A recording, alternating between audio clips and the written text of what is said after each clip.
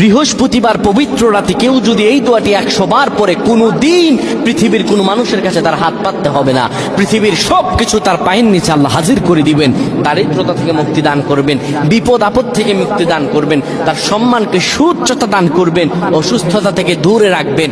আল্লাহর অশেষ দয়া ও রহম তাকে দান করে দিবেন। সুবহানাল্লাহ। বৃহস্পতিবার রাত এটি গুরুত্বপূর্ণ রাত। এই রাত সপ্তাহে একদিন আসে। আরবিতে রাত আগে আসে, দিন পরে আসে। সুতরাং বৃহস্পতিবারের যে দিন গিয়ে রাত, এটি বৃহস্পতিবার রাত নয়, এটি শুক্রবারের রাত, এটি জুমাবারের রাত, এটি দোয়া কবুলের রাত, আল্লাহর কাছাকাছি হওয়ার রাত। সুবহানাল্লাহ। এই বৃহস্পতিবার রাত আল্লাহ তাআলা বান্দার দোয়া কবুল করেন। কেউ যদি বৃহস্পতিবার রাতে ঈশা নামাজের পরে পবিত্র হয়ে ইয়া হাইয়ু ইয়া হাইয়ু ইয়া হাইয়ু ইয়া রাফিয়ু ইয়া রাফিয়ু ইয়া রাফিয়ু এই দোয়াগুলো পড়তে পারে 100 বার, আল্লাহ রাব্বুল আলামিন তার মর্যাদা বৃদ্ধি করে দিবেন। তার জীবনটাকে আমার আল্লাহ সুন্দরভাবে সাজিয়ে দিবেন। বিপদ আপদ বালা মুসিবত গুলো আমার রব্বুল আলামিন দূর করে দিবে। আল্লাহুম্মা আমিন বলেন।